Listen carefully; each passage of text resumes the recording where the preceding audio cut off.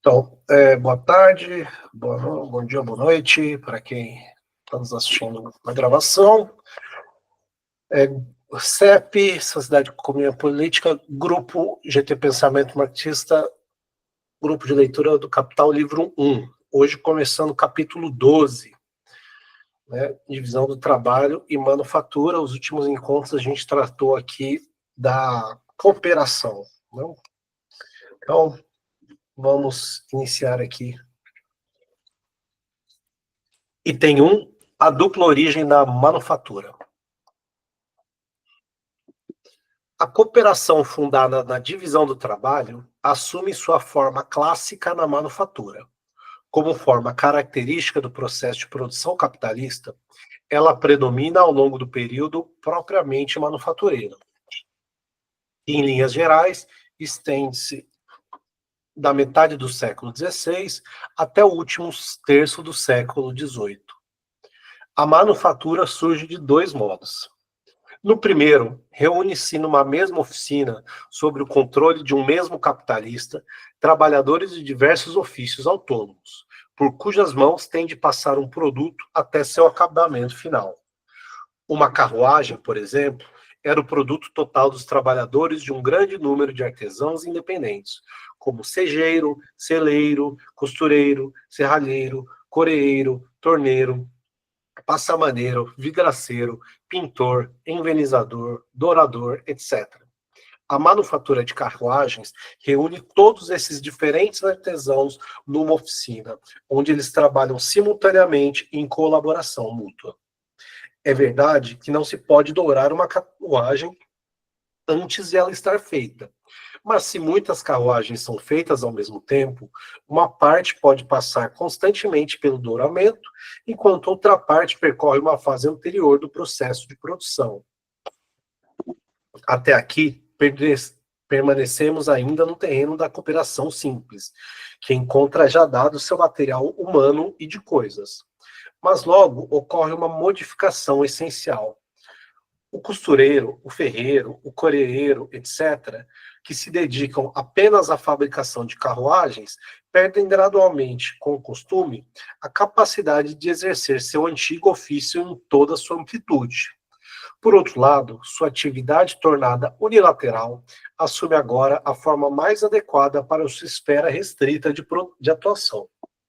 Originalmente, a manufatura de carruagens apareceu como uma combinação de ofícios independentes. Pouco a pouco, ela se transformou em divisão da produção de carruagens em suas diversas operações específicas, processo no qual cada operação se cristalizou como uma função exclusiva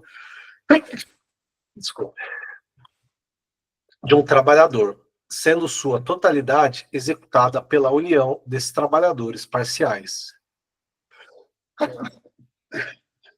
Desse mesmo modo, surgiram a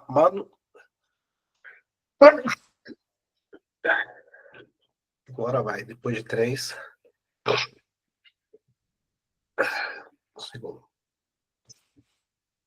Desse mesmo modo, surgiram a manufatura de tecidos e toda uma série de outras manufaturas, da combinação de diversos ofícios sob o mesmo comando do mesmo capital. Probleminha no link aqui da nota, eu já volto nela. Mas a manufatura, por outro lado, também surge por um caminho oposto. Muitos artesãos que fabricam produtos iguais ou da mesma espécie, como papel, tipos para imprensa ou agulhas, são reunidos pelo mesmo capital, simultaneamente e na mesma oficina. Tem-se aqui a cooperação em sua forma mais simples.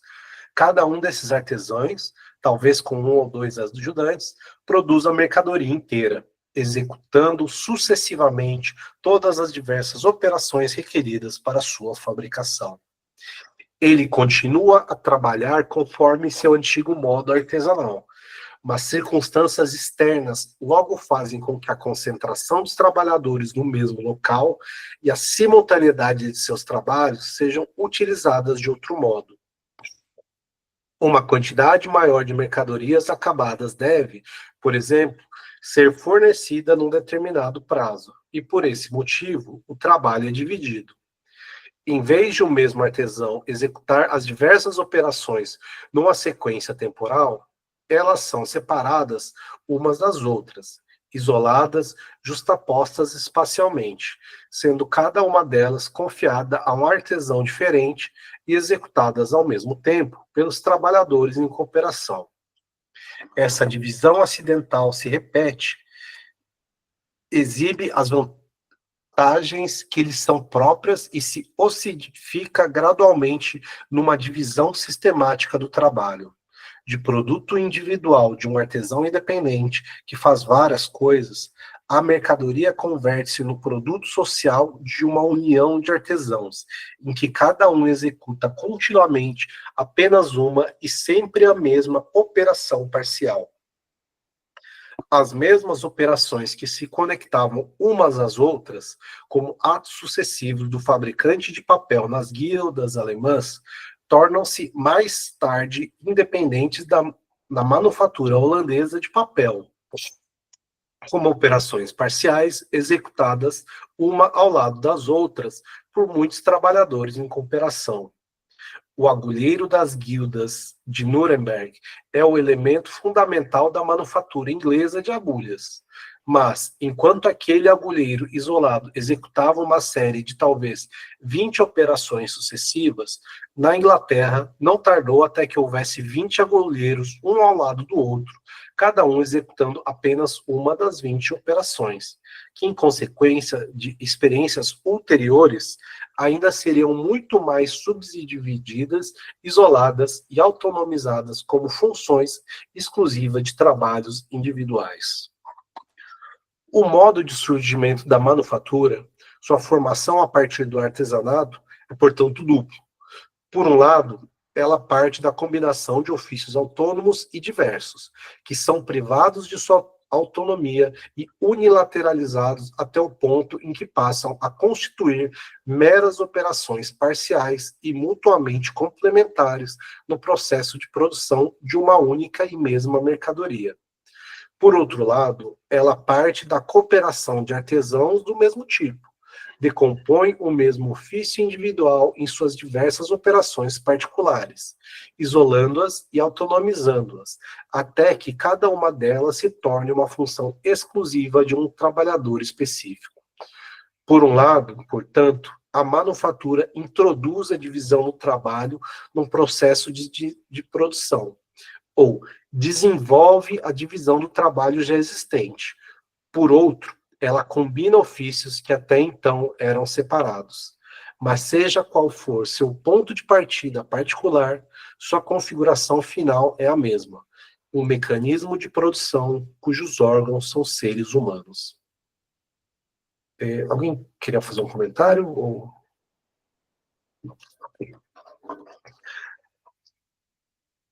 Para o correto entendimento da divisão do trabalho na manufatura, é essencial aprender os seguintes pontos.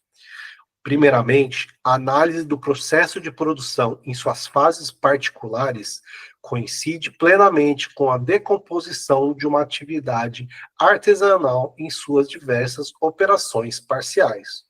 Composta ou simples, a execução permanece artesanal e, portanto, continua a depender da força, da destreza, da rapidez e da segurança do trabalhador individual no manuseio de seu instrumento. O trabalho artesanal permanece sendo a base, e essa base técnica limitada exclui uma análise verdadeiramente científica do processo de produção, pois cada processo parcial que o produto percorre tem de ser executável como trabalho parcial artesanal. É justamente porque a habilidade artesanal permanece como base do processo de produção que cada trabalhador passa a dedicar-se exclusivamente a uma função parcial, e sua força de trabalho é então transformada em órgão vitalício dessa função parcial. Por fim, essa divisão do trabalho é um tipo particular da cooperação, e várias de suas vantagens resultam da essência geral da cooperação e não dessa sua forma particular. Final de item 1, algum comentário gostaria de fazer? Não. Posso continuar a leitura? Vamos lá. Então, item 2, o trabalhador parcial e sua ferramenta. Adentrando agora nos detalhes dessa questão, é desde logo claro que um trabalhador que executa uma mesma operação simples durante toda a sua vida transforma seu corpo inteiro num órgão automaticamente unilateral dessa operação e, consequentemente, precisa de menos tempo para executá-la do que o artesão que executa alternadamente toda uma série de operações. Mas o trabalhador coletivo combinado, que constitui um mecanismo vivo da manufatura, consiste de muito desses trabalhadores parciais e unilaterais. Por isso, em comparação com o ofício autônomo, produz-se mais em menos tempo, ou a força produtiva do trabalhador é aumentada. Aqui, nota 27. Aqui só retomando a nota 26 aqui que a gente passou, né? Para dar um exemplo mais recente dessa configuração da manufatura, citamos a seguinte passagem. A fiação e tecelagem de seda de Lyon e Nimes é totalmente patriarcal, emprega muitas mulheres e crianças, porém sem esgotá-los ou corrompê-los. Permite que eles permaneçam em seus belos vales de Drôme, Var, Isère e Vaucluse, para lá cultivar bichos da seda e novelar seus casulos. Ela jamais se transforma numa verdadeira fábrica. Para ser aplicado devidamente, o princípio da divisão do trabalho assume aqui um caráter especial. De certo, existem dobadoras, torcedoras de seda, tintureiros, encoladores, além de tecelões, mas eles não são reunidos no mesmo estabelecimento, dependentes do mesmo mestre. São todos independentes. Aqui, A. Blanc, Paris, 1838-39. Desde que Blanc escreveu isso, os vários trabalhadores independentes foram reunidos, em parte, em fábricas. Aqui um adendo de Engels, adendo à quarta edição. E desde que Marx escreveu a passagem anterior, o tear a vapor consolidou-se nas fábricas, expulsando rapidamente o tear manual. A indústria de sedas de Krefeld é a prova viva desse processo. E aqui, nota 27, quanto mais um trabalho altamente variado é subdividido e atribuído a diferentes trabalhadores parciais, tanto mais ele tem necessidade de ser executado melhor e mais depressa, com menos perda de tempo e de trabalho. Aqui, sobre o comércio das Índias, né, Londres. Também o método do trabalho parcial se aperfeiçoa depois de estar autonomizado como função exclusiva de uma pessoa. Como a experiência o demonstra, a contínua repetição da mesma ação limitada e a concentração da atenção nessa ação ensinam a atingir o efeito útil visado com o mínimo de dispêndio de força. Mas como diferentes gerações de trabalhadores convivem simultaneamente e cooperam nas mesmas manufaturas, os artifícios técnicos assim obtidos se consolidam, se acumulam e são transmitidos com rapidez. Nota 28. O trabalho realizado facilmente é habilidade transmitida. Hodgkin, Economia Política Popular. A manufatura produz, com efeito, a virtuosidade do trabalhador detalhista, quando, no interior da oficina, reproduz e leva sistematicamente ao extremo a diferenciação natural e espontânea dos ofícios. Por outro lado, sua transformação do trabalho parcial em vocação da vida de um homem corresponde à tendência presente em sociedades anteriores de tornar hereditários os ofícios, petrificá-los em castas, ou, no caso de determinadas condições históricas, produzirem nos indivíduos uma variabilidade em contradição com o sistema de castas, ossificá-los em corporações. Castas e corporações têm origem na mesma lei natural que rege a distinção de plantas e animais em espécies e subespécies, com a única diferença que, num certo grau de desenvolvimento, a hereditariedade das castas ou a exclusividade das corporações é decretada como lei social. Aqui. Vou ler esse trecho e depois ler as duas notas.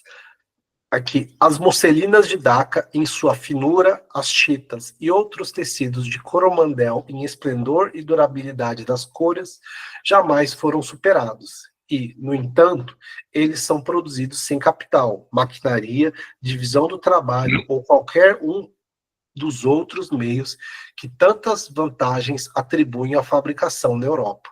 O tecelão é um indivíduo isolado, que fabrica o tecido por encomenda de um cliente com o tear da mais simples construção, muitas vezes consistindo apenas de hastes de madeira unidas de modo grosseiro.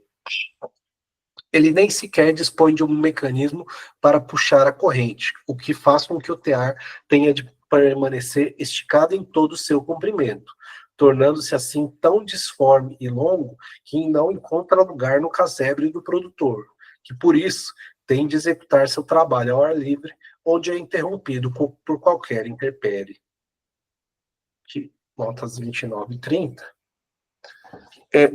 No Egito, também as artes alcançaram o devido grau de perfeição, pois somente nesse país os artesãos não podem intervir de modo algum nos negócios de outra classe de cidadão, e assim devem apenas seguir a vocação que, por lei, é hereditária em sua tribo. Em outros países, observa-se que os trabalhadores dividem sua atenção entre muitos objetos. Ora tentam a agricultura, ora dedicam-se ao comércio, ora ocupam-se com 2 ou 3 artes simultaneamente. Em estados livres, eles frequentam, na maioria das vezes, as assembleias populares. No Egito, ao contrário, qualquer artesão é duramente punido se intromete nos negócios do Estado ou se exerce várias artes simultaneamente. Assim, nada pode perturbar sua dedicação à sua profissão. Além disso, como recebem muitas regras de seus antepassados, são ávidos por descobrir ainda novas vantagens.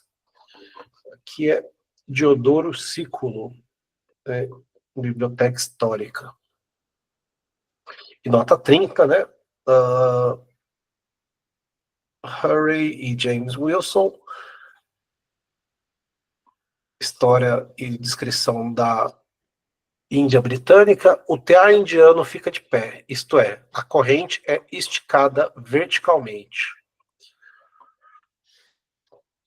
É apenas a destreza acumulada de geração a geração e legada de pai para filho que confere ao indiano, assim como a aranha, essa virtuosidade. E, no entanto, tal tecelão executa um trabalho muito mais complicado do que a maioria dos trabalhadores da manufatura. Um artesão que executa sucessivamente os diversos processos parciais da produção de um artigo é obrigado a mudar hora de lugar, hora de instrumentos. A passagem de uma operação para outra interrompe o fluxo de seu trabalho, formando, em certa medida, poros em sua jornada de trabalho. Tais poros se fecham assim que ele passa a executar continuamente uma única e mesma operação o dia inteiro, ou desaparecem à medida que diminuem as mudanças de sua operação. A força produtiva aumentada se deve aqui ao dispêndio crescente de força de trabalho num período de tempo, portanto, à intensidade crescente do trabalho, ou ao decréscimo do consumo improdutivo da força de trabalho. O excesso do dispêndio de força exigido em cada passagem do repouso ao movimento é compensado pela duração maior da velocidade normal, depois de esta ter sido alcançada. Por outro lado, a continuidade de um trabalho uniforme aniquila a força tensional e impulsiva dos espíritos vitais, que encontram na própria mudança de atividade seu descanso e estímulo. A produtividade do trabalhador depende não apenas da virtuosidade do trabalhador, mas também da perfeição de suas ferramentas.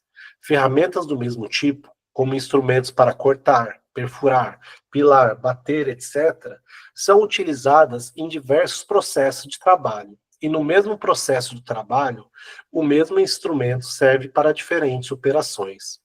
Mas assim que as diferentes operações de um processo de trabalho são dissociadas uma das outras e cada operação parcial adquire das mãos do trabalhador parcial a forma mais adequada possível e, portanto, exclusiva, torna-se necessário modificar as ferramentas que anteriormente serviam para outros fins diversos. A direção que assume sua mudança de forma é resultado da experiência das dificuldades específicas provocadas pela forma inalterada. A diferenciação dos instrumentos de trabalho, por meio da qual instrumentos de mesmo tipo assumem formas particulares e fixas para cada aplicação útil particular, e sua especialização, que faz com que cada um desses instrumentos especiais só funcione em toda a plenitude nas mãos de trabalhadores parciais específicos, caracterizam a manufatura. Apenas em Birmingham são produzidas cerca de 500 variedades de martelos, e muitas delas servem não só ao processo particular de produção, mas com frequência a diferentes operações no interior de um mesmo processo. O período de manufatura simplifica, melhora e diversifica as ferramentas de trabalho por meio de sua adaptação às funções específicas e exclusivas dos trabalhadores parciais. Com isso, ela cria, ao mesmo tempo, uma das condições materiais da maquinaria, que consiste numa combinação de instrumentos simples. Nota 31.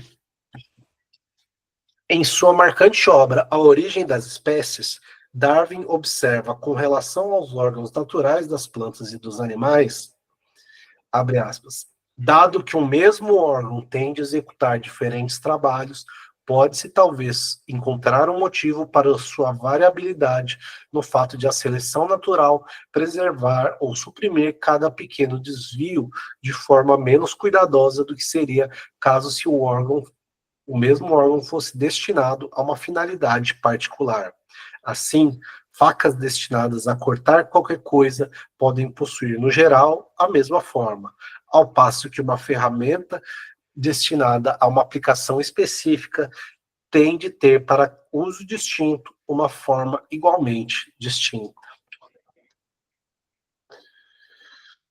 E a última frase, né, do item 2, o trabalhador detalhista e seu instrumento formam os elementos simples da manufatura. Voltemo-nos agora à sua figura inteira.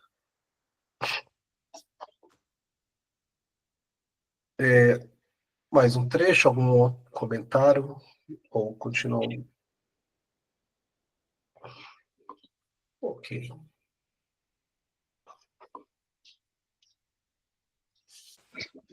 Então, item 3, as duas formas fundamentais da manufatura. Manufatura heterogênea e manufatura orgânica. A articulação da manufatura possui duas formas fundamentais que, não obstante seu eventual entrelaçamento, compõem duas espécies essencialmente distintas e que desempenham papéis totalmente diferentes, especialmente na transformação posterior da manufatura em grande indústria, movida pela maquinaria. Esse duplo caráter provém da natureza do próprio produto. Este ou é constituído por mera composição mecânica de produtos parciais independentes, ou deve sua configuração acabada a uma sequência de processos e manipulações encadeadas. Uma locomotiva, por exemplo, consiste de mais de 5.000 partes independentes. Ela não pode, porém, servir de exemplo para a primeira espécie de manufatura propriamente dita, porquanto é um produto da grande indústria. Mas sim o relógio, de que também se serviu William Pett para ilustrar a divisão do trabalho na manufatura. De obra individual de um artesão de Nuremberg, o relógio transformou-se no produto social de um sem número de trabalhadores parciais. como o fazedor das peças brutas, o fazedor das molas, o fazedor dos mostradores, o fazedor de corda, o fazedor dos mancais para as pedras e os rubis das alavancas, o fazedor dos ponteiros, o fazedor da caixa, o fazedor dos parafusos, o dourador, e com muitas subdivisões como o fazedor de rodas, entre parênteses, rodas de latão e de aço também separado, fecha parênteses, o fazedor do rotor, o fazedor do eixo dos ponteiros, falo francês, aquele que fixa as rodas no trem das engrenagens e pule as facetas, né? Haja divisão do trabalho. O fazedor do pivô, o que monta diversas rodas e carretes na máquina, o que entalha os dentes das rodas, ajusta as dimensões dos furos, aperta as posições e travas, o fazedor da âncora, o fazedor do cilindro para a âncora, o fazedor da roda de escape, o fazedor do volante, o fazedor da roda de balanço, o fazedor da coroa, o mecanismo que se regula o relógio, o que faz o escapamento, o que finaliza a caixa da mola e a posição, o polidor do aço, o polidor das rodas, o polidor dos parafusos, o pintor dos números, o esmaltador do mostrador, que aplica o esmalte sobre o cobre, o que faz as argolas do relógio, o que coloca o eixo de latão no centro da caixa, o que coloca na caixa as molas que fazem abrir a tampa, o gravador, o cinzelador, o polidor da caixa, etc, etc. E, finalmente, o repasseiro, que monta todo o relógio e o entrega funcionando. Haja, né? Vou pegar um ar aqui. Apenas algumas poucas partes do relógio passam por diversas mãos, e todos esses membra disjecta só são reunidos nas mãos que finalmente os combinam num todo mecânico. Aqui, como em outras fabricações semelhantes, essa relação exterior do produto acabado com seus diferentes elementos torna acidental a combinação dos trabalhadores parciais na mesma oficina. Tanto é possível a execução dos trabalhos parciais como ofícios independentes entre si, como no cantão de Valde e Neuchâtel, quanto a cooperação direta dos trabalhadores parciais sob o comando de um capital, como ocorre, por exemplo, em Genebra, onde há grandes manufaturas de relógios. Também no último caso, é raro que mostrador, mola e caixa sejam feitas na própria manufatura. A empresa manufatureira combinada só é lucrativa aqui sob condições excepcionais, já que a concorrência entre os trabalhadores que querem trabalhar em casa é extrema. O fracionamento da produção em inúmeros processos heterogêneos permite pouca aplicação de meios coletivos de trabalho e o capitalista, com fabricação fragmentada, economiza os gastos com instalações fabris, etc. No entanto, a posição desses trabalhadores detalhistas que trabalham em casa, porém para um capitalista, fabricante, é totalmente distinta daquela do artesão independente que trabalha para seus próprios clientes. Que nota 32 e 33. Em 1854, Genebra produziu 80 mil relógios, menos de um quinto da produção do cantão de Neuchâtel. Apenas Charles de Fond, que se pode considerar uma única manufatura de relógios, produz sozinha anualmente o dobro de Genebra. De 1850 a 1861, Genebra forneceu 720 mil relógios. Né? Ver aqui o report from Geneva no comércio de relógios. Se a falta de conexão entre os processos em que se fraciona a produção de artigos apenas justapostos dificulta em muito as transformações de tais manufaturas em produção mecanizada da grande indústria, no caso dos relógios, acrescenta-se ainda dois outros obstáculos: a pequena dimensão e delicadeza de seus elementos e seu caráter de luxo. Portanto, sua variedade, de modo que, por exemplo, nas melhores casas de Londres, dificilmente se chega à produção de uma dúzia de relógios por ano que sejam parecidos. A fábrica de relógios Vacheron e Constantin, que emprega maquinaria com sucesso, também produz um máximo de 3 a 4 diferentes variedades em tamanho e forma. Nota 33. Na fabricação de relógios, esse exemplo clássico da manufatura heterogênea pode-se estudar com muita precisão a anteriormente mencionada diferenciação e especialização que resulta da decomposição da atividade artesanal.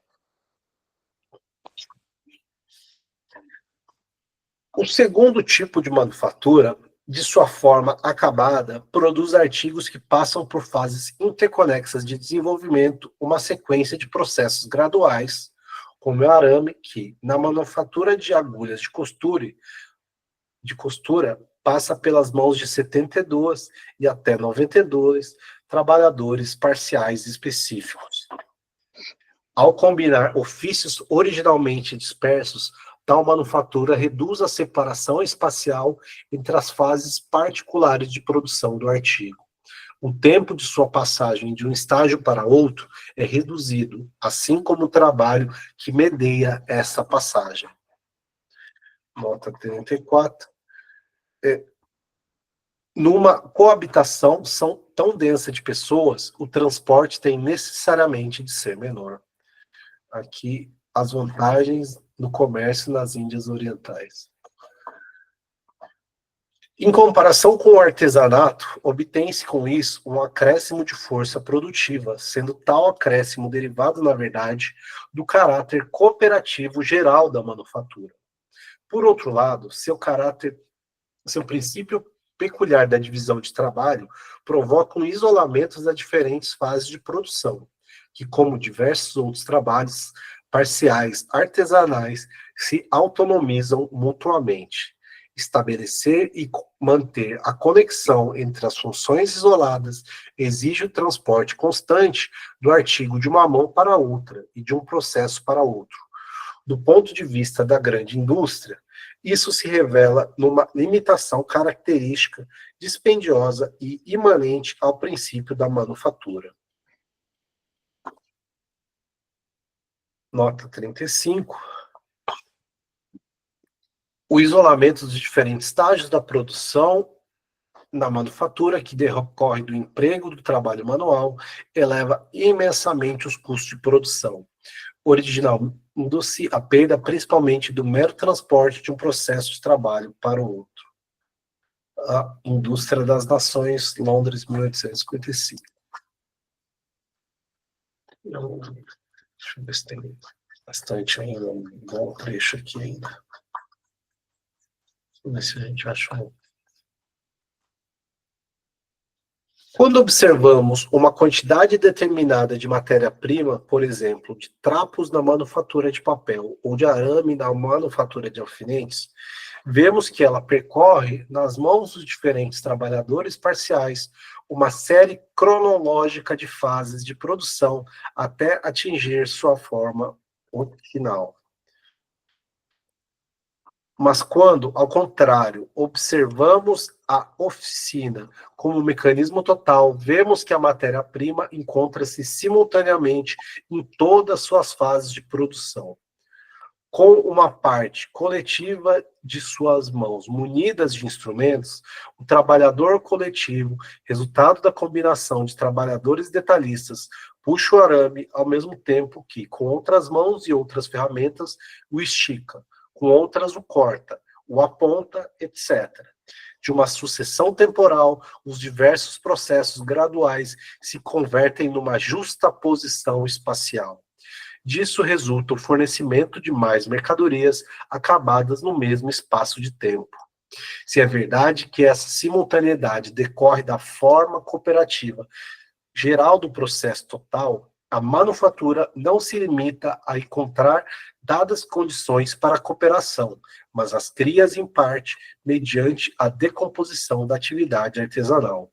Por outro lado, ela só alcança essa organização social do processo de trabalho a soldar o mesmo trabalhador ao mesmo detalhe.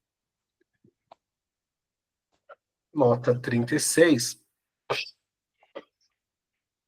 Ela, entre parênteses, a divisão do trabalho, produz também uma economia de tempo ao separar o trabalho em seus ramos diferentes, que podem todos ser executados ao mesmo tempo. Por meio da execução simultânea de todos os diferentes processos que o indivíduo teria de executar separadamente, torna-se possível produzir uma grande quantidade de alfinetes completamente acabados no mesmo tempo que seria necessário para cortar ou apontar um único alfinete. Douglas Stewart in Works.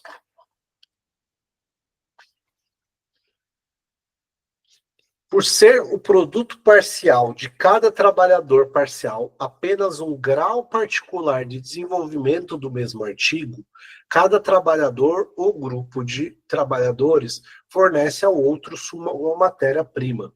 No resultado do trabalho de um está o ponto de partida para o trabalho do outro. Assim, um trabalhador ocupa diretamente o outro. O tempo de trabalho necessário para se obter o efeito útil visado em cada processo parcial é fixado conforme a experiência. E o mecanismo inteiro da manufatura repousa sobre o pressuposto de que em dado tempo de trabalho obtém-se um dado resultado. Apenas sob esse pressuposto, os processos de trabalho diferentes e mutuamente complementares podem prosseguir justapós espacialmente, de modo simultâneo e ininterrupto. É evidente que essa dependência imediata dos trabalhos e, por conseguinte, dos trabalhadores entre si, força cada indivíduo a empregar em sua função não mais do que o tempo necessário, gerando-se assim uma continuidade, uniformidade, regularidade, ordenamento e, mais ainda, uma intensidade de trabalho absolutamente distintos daqueles vigentes no ofício autônomo, ou mesmo no regime de cooperação simples. Que numa mercadoria seja aplicado apenas o tempo de trabalho socialmente necessário para sua produção é algo que aparece na produção de mercadorias em geral como coerção externa da concorrência, dado que expresso superficialmente, cada produtor individual é obrigado a vender a mercadoria pelo seu preço de mercado. Na manufatura, ao contrário, o fornecimento de uma dada quantidade de produtos em dado tempo de trabalho torna-se uma lei técnica do próprio processo de produção. Nota 37. Quanto maior a variedade de trabalhadores especiais em cada manufatura, tanto mais ordenado e regular é cada trabalho, que este tem necessariamente de ser feito em menos tempo, e o trabalho tem de ser menor. Nota 38. Em muitos ramos, no entanto, o sistema manufatureiro só alcança esse resultado de modo imperfeito pelo fato de não saber controlar com segurança as condições físicas e químicas gerais do processo de produção.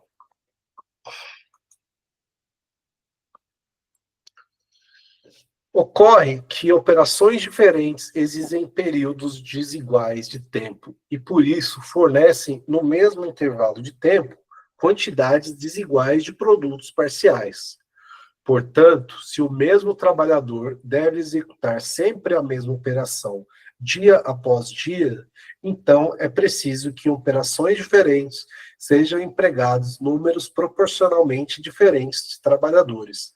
Por exemplo, que numa manufatura de tipos de imprensa sejam empregados 4 fundidores e 2 quebradores para um polidor, e que o fundidor funda 2.000 tipos por hora, o quebrador quebre 4.000 e o polidor pula 8.000. Aqui reaparece o princípio da cooperação em sua forma mais simples, a da ocupação simultânea de muitos indivíduos que executam operações da mesma espécie, porém agora como expressão de uma relação orgânica. A divisão manufatureira do trabalho, portanto, não só simplifica e diversifica os órgãos qualitativamente diferentes do trabalhador coletivo social, como também cria uma proporção matemática fixa para a extensão quantitativa desses trabalhos. Isto é, para o número relativo de trabalhadores ou grandeza relativa dos grupos de trabalhadores em cada função específica. Ela desenvolve, com a subdivisão qualitativa do processo de trabalho social, a regra quantitativa e a proporcionalidade deste processo. Ainda temos um bom trecho aqui. Será que valeria a gente fazer uma pausa aqui para discussão? Ou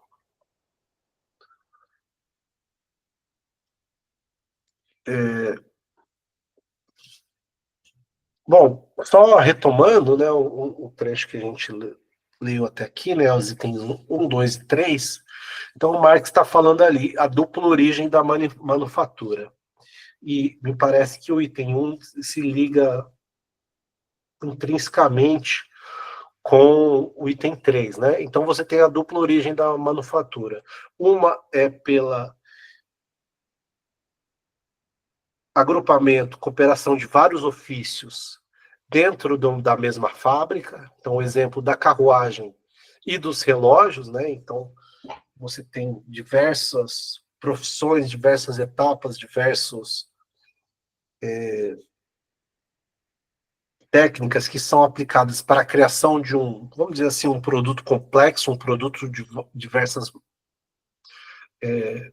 modos, partes, enquanto você tem a junção inicialmente de o mesmo tipo de trabalhador que executa o mesmo processo na mesma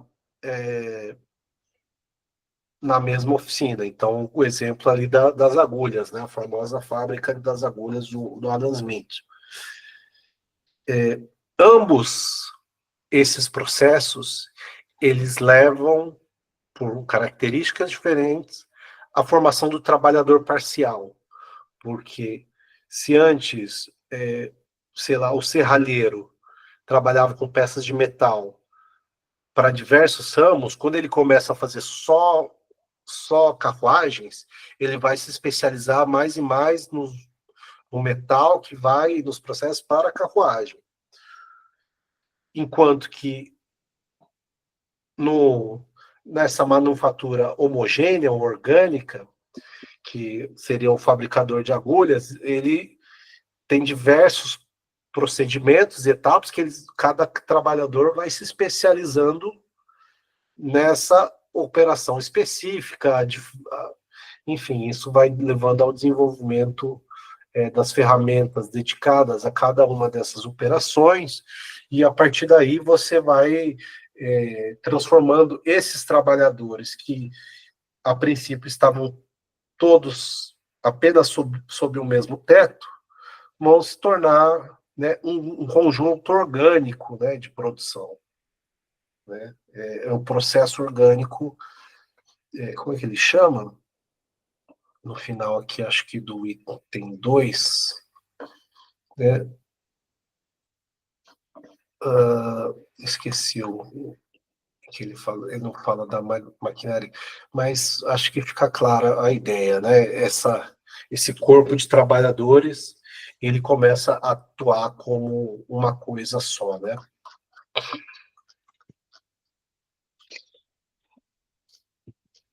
Eu acho que esse texto também é um texto introdutório, ou não é bem introdutório, mas que ele exemplifica bem o afastamento do trabalhador em relação ao produto final, né? Quer dizer, ele gradualmente ele vai, é um trabalho que é estranho a ele. Ele, na verdade, não sabe bem o que está fazendo, né? Porque o produto, ele é final, ele é composto de um conjunto ordenado de atividades e ele participa de uma atividade. Quer dizer, então, gradualmente, ele passa do artesão, que era completamente, tinha o domínio de todo o processo de trabalho, para o trabalhador que é responsável por uma parcela do trabalho, desconhecendo as demais, né? Então ele vai criando um afastamento do trabalhador em relação ao produto final. Então o trabalho fica gradualmente estranho a ele, ele fica algo separado dele, né? Eu acho que esse é o processo histórico da alienação, né? Do trabalho alienado, um trabalho desprovido de sentido, desprovido de uma objetividade, né?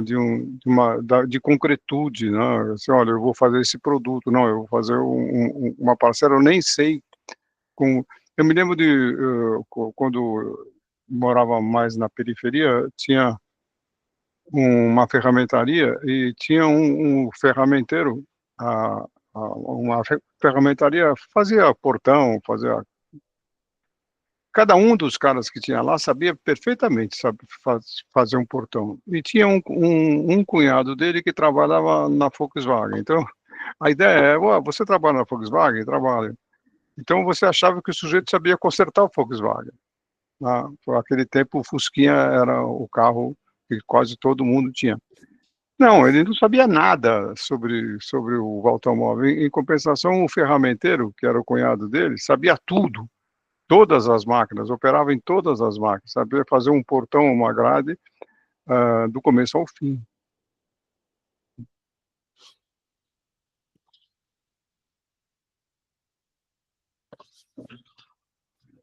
E continua, né, essa alienação cada vez mais, cada vez. Eu trabalho numa empresa que é de logística, que leva né, o contêiner da China, da fábrica da China, até vários países da Europa. Então, daí, assim, e é uma empresa que ela é uma terceirizada, ela presta serviço entre o fabricante chinês e o importador alemão, vamos dizer assim. Então, e ela está ligando, conectando, só mediando a operação que ocorre com o transporte que vai para o navio, depois vai para um caminhão, vai, etc. Eu trabalho.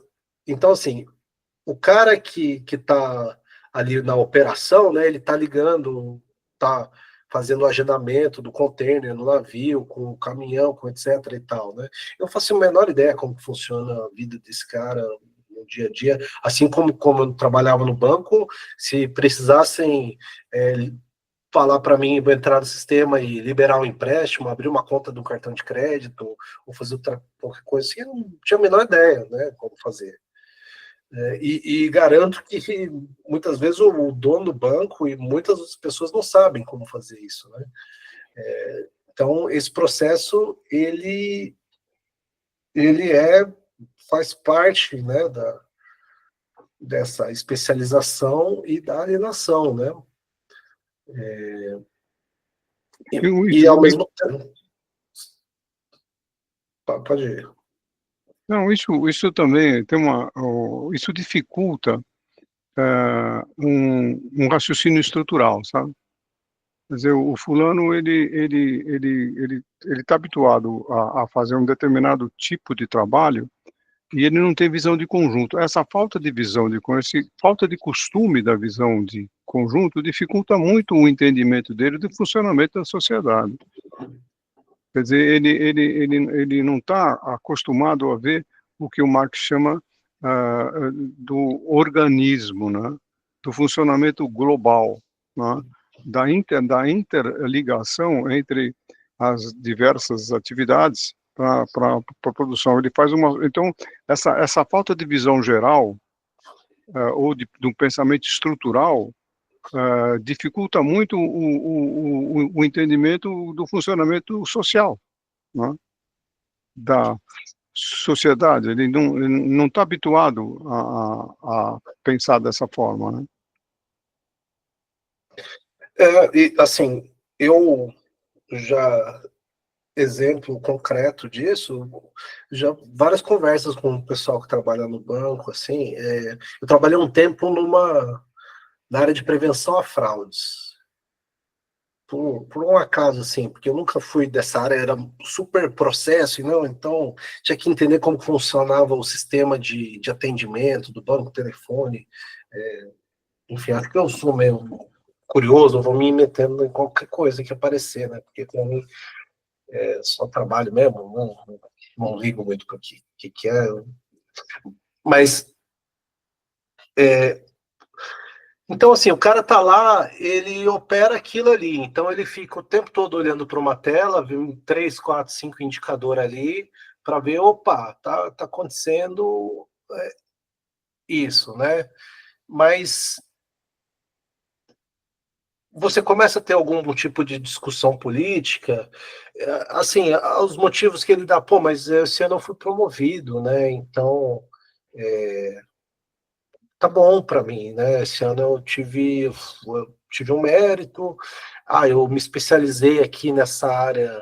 Eu dei esse exemplo porque, por acaso, muitas pessoas nessa área que eu trabalhei pensavam assim, né? Então, eu fui promovido aqui, eu tive um bônus aqui, eu estou me especializando nessa área, e aí o gancho é o seguinte, e eu sei que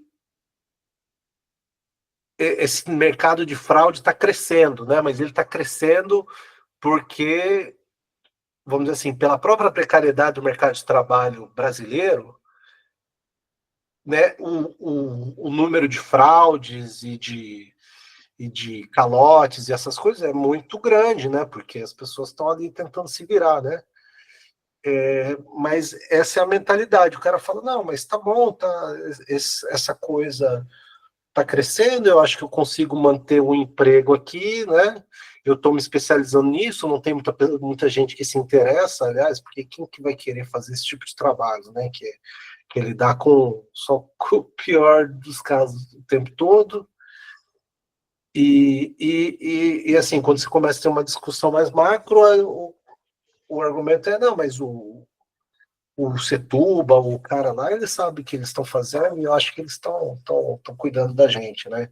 Então, talvez eu dê muita volta para dizer que a pessoa ela começa a pensar só como o trabalho dela funciona, né? Ela começa a o- ver a vida social e política a partir do ambiente que ela está, né? Então a pessoa trabalha com isso, só vê isso e ela começa a ler o mundo por essa lente, né? Uma outra coisa é que quando ele fala desculpa, Ian, pode falar. Não, pode ir lá, eu vou ficar para o final. Então, começa a aparecer outras funções aí, quer dizer, quando o sujeito faz o planejamento da produção, quer dizer, um dos subprodutos do planejamento da produção é o número de pessoas por atividade. Ele fala assim, olha, se uma atividade é muito produtiva, ela deve ter menos gente do que uma atividade pouco produtiva para dar uma certa uniformidade, quer dizer, para não produzir materiais semi-elaborados, ficando em estoque. Então, essa harmonia da produção cria novas funções, que são os planejadores da produção, são os programadores da produção, e são as pessoas que fazem a movimentação de materiais. A movimentação de materiais é feita por empilhadeira, coisa desse tipo, que leva a produção de um lugar para o outro, de uma máquina para outra. Então, na verdade, surge de uma certa aristocracia operária, quer dizer, um certos núcleos, certo tipo de função que exige um nível intelectual mais elevado e que se aproxima muito da direção. Então, tem novas funções nessa fase, nesse tipo de manufatura orgânica. E uma nova de função que é muito ligado ao capitalista, né?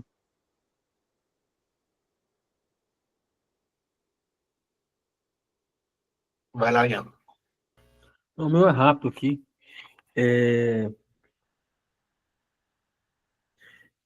O professor Ronaldo, aqui da Federal de Juiz de Fora, e o professor Eusemi, de Passo Cunha, eles trabalham com a concepção de manufatura moderna para entender a transição do Fordismo, e do Taylorismo para o Toyotismo, né? Então, toda essa divisão, eles têm artigos publicados sobre isso na Verinosso, que é uma revista organizada pelos Lucasciano, né? Mas eles trabalham essas questões que vocês comentaram e que a gente leu aqui, né? Toda como que a manufatura, de alguma maneira, reúne as diferentes funções, né? O que o Caio colocou,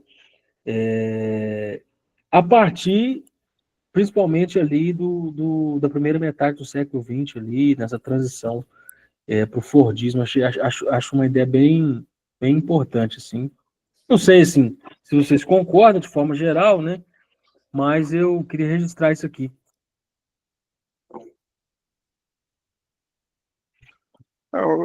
E claro, assim, queria comentar também, né, isso que o Fernando estava falando, eu acho que esses textos, eles começam eles vão dando algumas pistas para a gente de como que o Marx vai analisando os processos de transformação, né? E aí a gente vai vendo que essa revolução na base técnica que é constante no Capital, ela tem várias questões aí, né, que são colocadas, né? As mudanças nos processos gerenciais da aula passada. Hoje a gente teve essa discussão aqui até da logística, né? Quer dizer, de como que se muda, como é que e aí vai tendo várias. Eu acho que essa passagem da subsunção formal para a subsunção real, né? Os filósofos chamam de subsunção formal, subsunção, essa passagem, são várias questões que estão postas e a complexidade que é analisar isso, né? Era só esses comentários aí. Valeu. Tá. Você quer comentar, Fernando? Não, eu acho que o Ian tocou num assunto interessante, que acho que o Marx vai falar um pouco adiante, né? Que é a submissão formal e a submissão real. Acho que ele vai entrar logo em seguida nesse tema que o Ian colocou.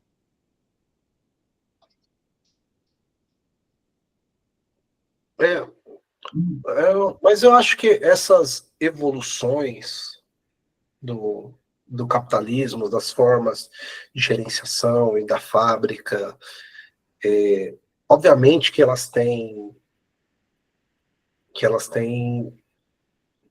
impactos na economia política, né, na correlação de força entre as classes sociais, e eu acho que elas impactam muito, né, vamos dizer assim, as classes médias, né? Então, eu não vejo, eu acho que existe sim muita base para analisar isso sobre a lógica do marxismo, né?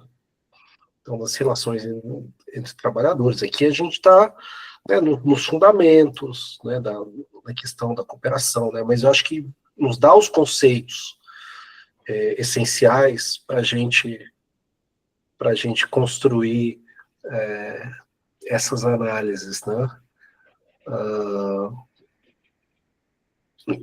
Assim, eu vejo coisas, né? Eu sempre falo assim, tu comenta, o cara escreveu, tem trechos que vale para a semana passada ou para hoje, tanto quanto vale há 150 anos atrás, né? Então, eu acho que esses novos movimentos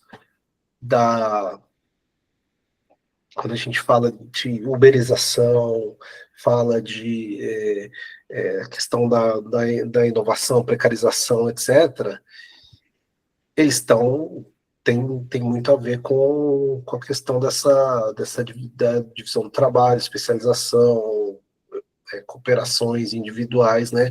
E como que o meio, né? Porque ele, né? É difícil, eu acho que de conceituar isso, né? Porque também, mas como que os meios de comunicação digital eles dificultam muito a análise, né? Porque é a comunicação, né? A cooperação, ela não é mais dentro da fábrica e na divisão do processo, ela é pela divisão que é comunicada entre si, né? Então, eu acho que isso dá para passar muito tempo investigando e pensando sobre isso. Um outro ponto aí que eu queria levantar é que você vê que a modificação não é na força produtiva, não é na tecnologia, é na administração da produção, ou a organização da produção, né? Então, como é que eu vou organizar os trabalhadores, né? De tal forma que eu aumento a produtividade geral, né? Então, eu não estou... Ele falou assim, olha, a especialização do trabalho leva a uma diversificação das ferramentas, né? A uma especialização das ferramentas, né? Eu sempre vejo aquele martelinho do sujeito que faz o reparo das latarias do carro, que ele é um martelo que ele é abaulado, assim. Então, o martelo de um sapateiro diferente também, né? Então ele fala que existem 500 tipos de martelo. Mas isso aí não é bem um desenvolvimento da força produtiva, é uma adaptação. Mas o que está mudando aí é a organização do trabalho, é como é que eu organizo o trabalho, né? Eu separei as funções e tal, mas não das forças... Então, a modificação, ela se dá por dois motivos: o desenvolvimento das forças produtivas, então, da tecnologia e da organização do trabalho. Então, são duas coisas que são diferentes. A grande revolução da produção de carros do Japão não foi a tecnologia, foi no Kanban, foi o toyotismo, foi na organização do trabalho industrial, né? Daí só a relação é dialética, né, entre a transformação da tecnologia, a questão organizacional, né? Elas estão sempre ali bom, 11h15, acho que... Pessoal, hoje eu participei pouco porque a imagem ficava sumindo o tempo todo e a leitura ficava picando. As falas, inclusive, eu acompanhei muito pouco. Eu ainda tô, como vocês podem ver, eu ainda tô no escuro aqui. Tá bom. Tá difícil, hein, Valer? Tchau, então, pessoal. Boa sorte. Economiza a bateria para mais tarde, Wader.